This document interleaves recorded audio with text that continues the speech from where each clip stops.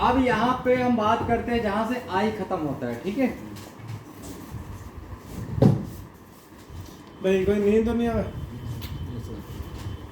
जगह बंदा नहीं उड़ाया बहन समझ में थोड़ा कम ही आवेला और जगह तो कोट कर लियो है। आईसी की जानकारी बहुत इंपॉर्टेंट है, आईसी की जानकारी बहुत जरूरी है।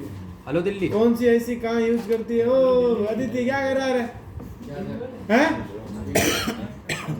समझ में नहीं आ रहा है? ध्यान नहीं दे रहा है, समझ आ गया पूरा। क्या आ गया पूछ दूं? ठीक है हाँ।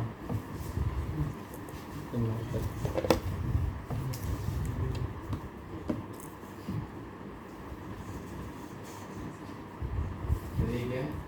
इस आईसी और आया अब फोन के अंदर 2 पावर, फिर 3 पावर, 1 प्लस में 4 पावर आए। यहाँ तक 1 प्लस में जब मेरे पास फर्स्ट टाइम एक फ़ोन आया था, मैं बता रहा हूँ रियल में बता रहा हूँ, देखो चोरी वाले 4 पावर ऐसी लगे थे भाई साहब। 4 पावर में 3.7 की लाइन शॉर्ट थी। बीपीएच वाली से बोलते हैं, पर उसमें बीपीएच नहीं होता, उसमें BB4 वोल्टेज होता है, उसमें होता 3.0 वोल्ट, 3.33। उस टाइम पे जब हम चार्जर लगाते हैं, जब बैटरी लगाते हैं तो वहाँ पे बन जाता है 3.7 वोल्ट। वो लाइन बहुत जगह पे जा रही थी, किस किस आईसी से बन के जा रही थी। अब 4 पावर ऐसी फर्स्ट टाइम मेरे पास, मैंने 2 पे काम किया अच्छे से, 3 पे काम किया, 4 पे नहीं मैंने काम किया। उस सेट को मैंने डायग्नोस करते समय कस्टमर को मैंने बोलते भैया 2 दिन बाद ले जाए, सिर्फ अपने चक्कर में, ताकि मुझे कुछ नॉलेज मिले। 4 ऐसी का पाई मैंने फिर उसमें जानकारी दी कि इसमें क्या पहले वोल्टेज कहाँ पे जाता है, फिर कौन से वोल्टेज किस ऐसी का क्या काम होता है, ठीक है।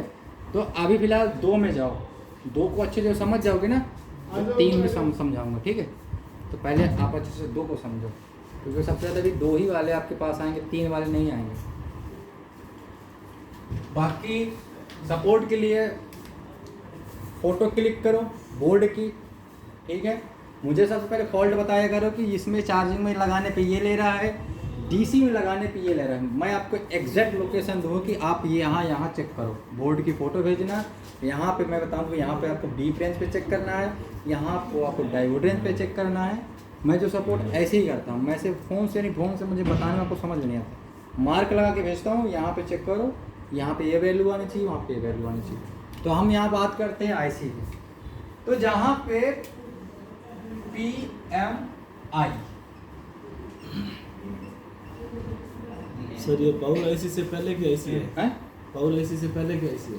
हाँ, ये आपका चार्जिंग है। बीच में चार्जिंग आईसी। अब देखो इसमें जो पावर ऐसी लगा, ये लगा है, ये लगा, पहचान है, सबको पता है ना, बक्स जहाँ पे लगे होते हैं। बक्स को ज़्यादा ये देखो सिंगल पावर है, क्या है, सिंगल पावर है, पुराना मॉडल है, ठीक है। PMI the India.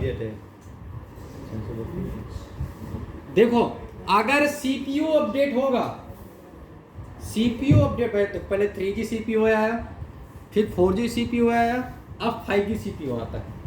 तो CPU के साथ पावर IC भी चेंज होता है, CPU के साथ आपका मेन RF भी चेंज होता है, CPU के साथ वाईफाई सेक्शन अपडेट होता है। जैसे CPU अपडेट होगा वैसे ही पावर IC अपडेट होगा, क्योंकि उसी के अकॉर्डिंग पावर IC होगा। ऐसा थोड़ी होगी कि इसमें हमने पावर IC दूसरी लगा दी, CPU दूसरा लगा दी, क्योंकि उसको वही पावर IC समझ सकता है कि मुझे इस IC को इतना वोल्टेज देना है, इसकी रिक्वायरमेंट मैं ही पूरी कर सकता हूँ, दूसरा IC नहीं पूरा कर सकता। तो जैसे कि एग्जांपल के तौर पे, जैसे मान लो एक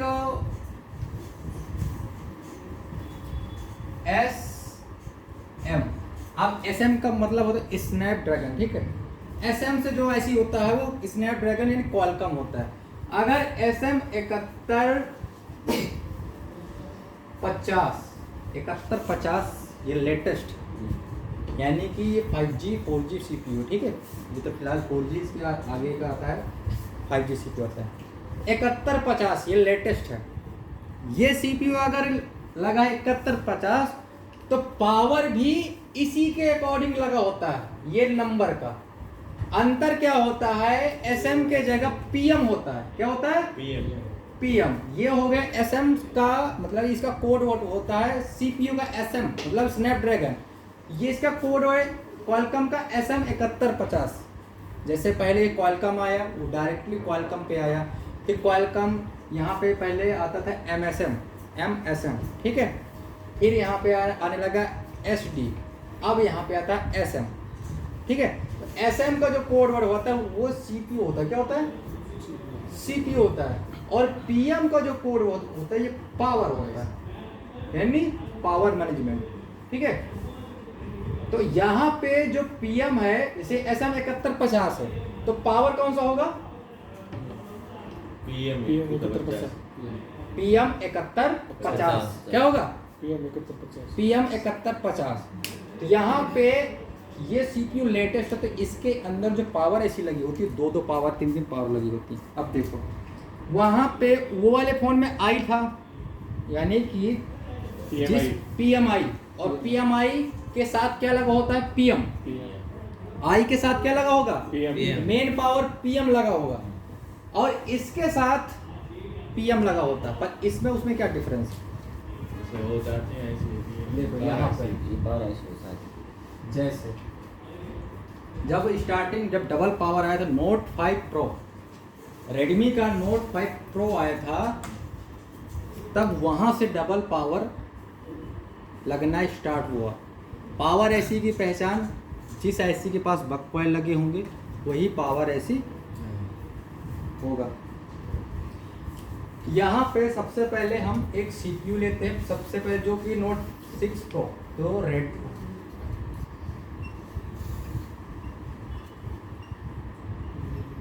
रेडमी नोट 6 प्रो या 5 प्रो, ठीक है, नोट 6 प्रो। अब इसके अंदर जो CPU लगा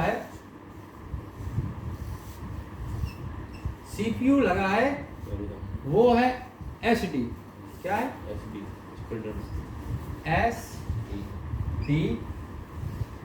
660, क्या लगा है? SD 660। तो इसके जो पावर होंगे, अब यहाँ पे इसमें डबल पावर आएंगे। पहचान क्या होती है? PM 66 यहाँ पे 660, PM 660। सर एक L होगा या एक सीधा मतलब होगा या ये होगा? यहाँ पे क्या होगा? PM 660। अब इसका सेकेंडरी पावर, यानी कि ये मेन पावर, मतलब इसको बोलते हैं प्राइमरी पावर। क्या बोलते हैं? प्राइमरी पावर के अंदर होता है चार्जिंग DC to DC, और ग्राफिक और पावर तो होगा क्योंकि ये डबल पावर का फोन है। तो PM, अब इस ये फर्स्ट पावर है, क्या है? फर्स्ट पावर, यानी बोल सकते हो प्राइमरी पावर, ठीक है। अब इसका सेकंड पावर, मतलब इस फोन के अंदर PM 660 यहाँ पे अंतर क्या होगा? 660 तो होगा, L पर यहाँ पे एक अक्षर ऐड हो जाता है, वो हो जाता है A या L। A होगा या तो L होगा। अब वही चीज आ गई ना, उसमें I था, यानी PM, इसमें I जुड़ा हुआ था ना भाई, यहाँ पे वो I को हटा के अब इसमें AL जोड़ दिया गया, ताकि हमें बनाने में आसान हो। इसके हिसाब से हम काम करेंगे। जैसे कि मैंने बताया था कि अगर DC to DC खराब हो जाता है तो 3.7 की लाइन नहीं, अब आपको पता होना चाहिए कि यार इसमें फ़ोन के अंदर डेड है। अब डेड फोन में हमें वोल्टेज चेक करना है।